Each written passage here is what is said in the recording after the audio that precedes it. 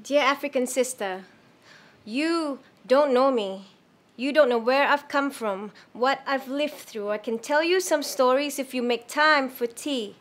Perhaps explain to you the origins of my phony accent and theogenicize our histories, resurrect ancestors through mere glances, bleeding skin tones into the darkness of both our eyes so you may see our similarities rather than these differences you wedge between us like these bricks, but I stand taller on these bricks you throw at me, so thank you for my higher vantage point.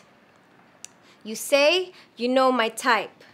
The all singing, all smiling, hip shaking puppet, well adept in the art of pleasing white audiences, my art, you said, was yet another example of exploitation of a black woman's body, showing them as mere props, passive, inconsequential, as if art from the heart was ever something that could be justified or summarized into the vulgar space of a Facebook comment box. I could have explained to you the context that cradle the artistic expression meant to serve both our stories, but before I even had a chance to reply, you cut me out of the thread that could have stitched our truth side by side, ornamentally animating this tapestry where Dravidian and African came from the same origins, from the Indus Valley to the Nubia, like the fibula to the tibia, standing side by side, one broken, one fractured, but held strong by flesh of ancestral spirit. Separation was the modus operandi.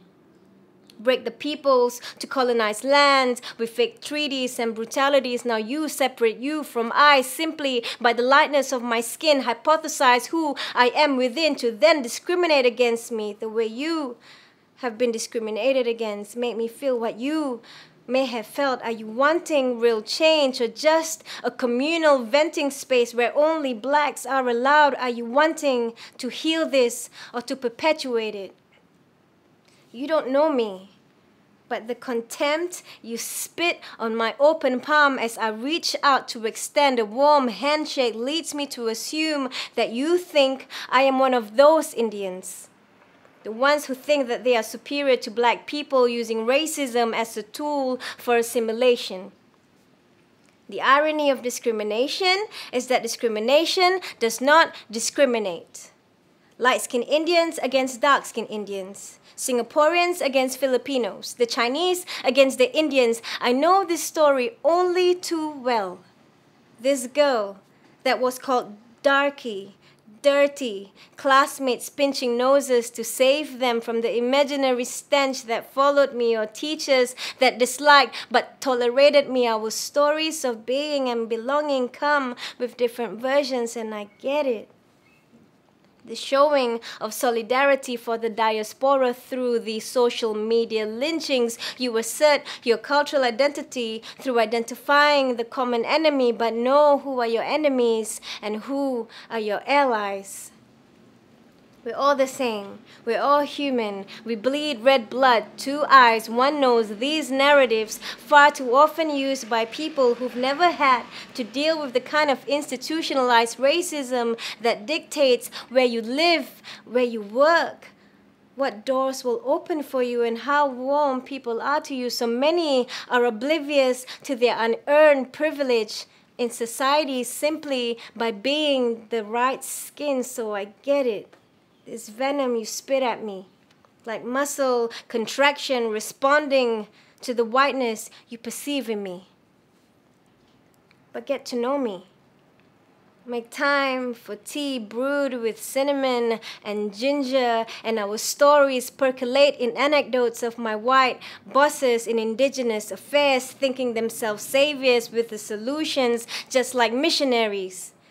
Emu feathers on the elders and body painted. Hurry up, Ida. Get them painted, appropriated for the camera crews and the funding bodies. Sure, with some good intentions, but mostly for ego and accolade and getting private schools of their kids paid in the name of reconciliation, language, and culture. When I was 16, I never thought I was beautiful until a white boy told me that I was, as if his whiteness validated my standing on the standards already set. Why do little Asian girls dream of marrying white husbands? Why do little brown children still get locked up in immigration detention? Why? Generations of people being told to look forward and stop blaming white people endlessly for what was done by their ancestors in the 18th century, but it's still happening. This legacy of colonization on the descendants of the colonized, the privileged from the pillaged. Discrimination, immigration detention, underrepresentation, gentrification, hundreds of years of intergenerational trauma from the violence never properly addressed but downplayed. Even silence don't get erased with how many days, so I get it, this venom.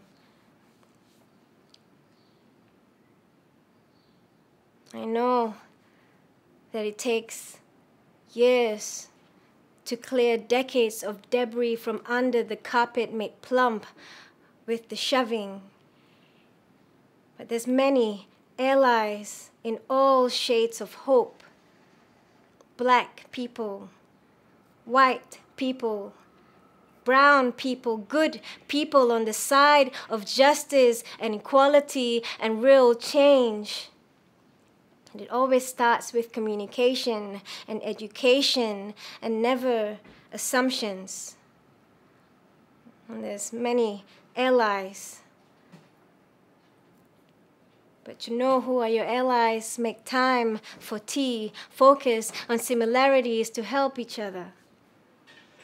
To grow, to sow, to build, to deconstruct, to rebuild, to heal, to reap, to see what magnificent bridges these bricks could be.